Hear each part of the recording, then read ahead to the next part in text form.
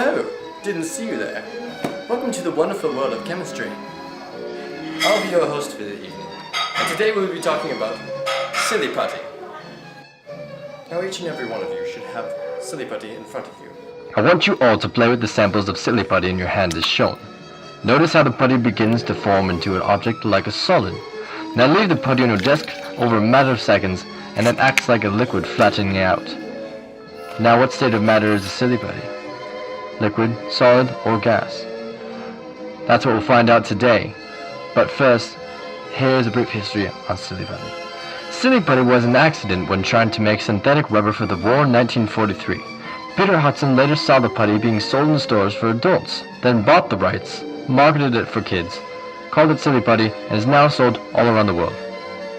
Now that you know those fun facts, let's get back to the chemistry question of today. What state of matter is Silly Putty? Well, there are three possible states of matter. There is solid, which is rigid and retains its shape. There is liquid, which takes any shape of its container and has a definite volume. And there is gas, which spreads out and fills the space. What do you think Silly Putty is? If you thought it was a solid, then you're right. And if you thought it was a liquid, you were right as well.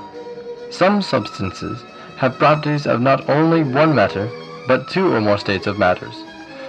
In this case, Silly Putty is one such substance, with both a solid and a liquid. How is this possible? Silly Putty's state of matter is called a colloid, which is a mixture that consists of one substance suspended in another. Let me explain.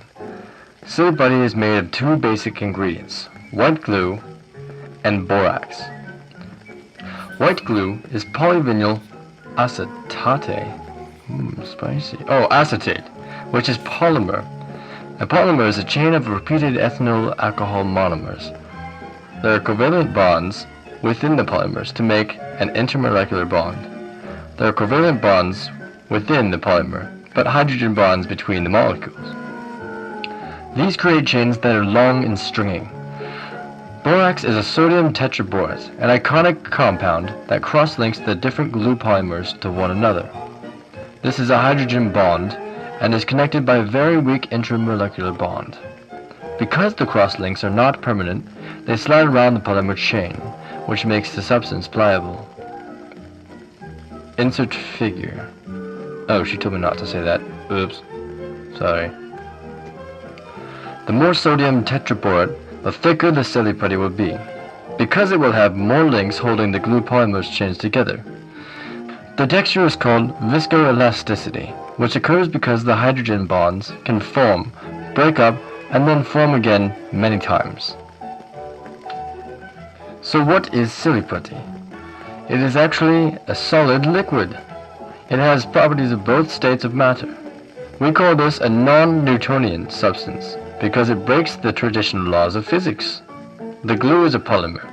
The borax is a cross-linker that ties together the long chains of polyvinyl acetate glue.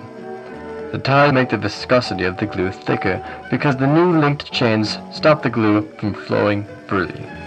The result is Silly Putty. Though it looks like a solid, it is not, because when you leave it on a flat surface, it flattens out.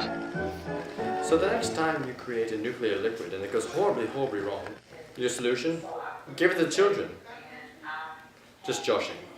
But seriously, any error can be used as a marvelous creation.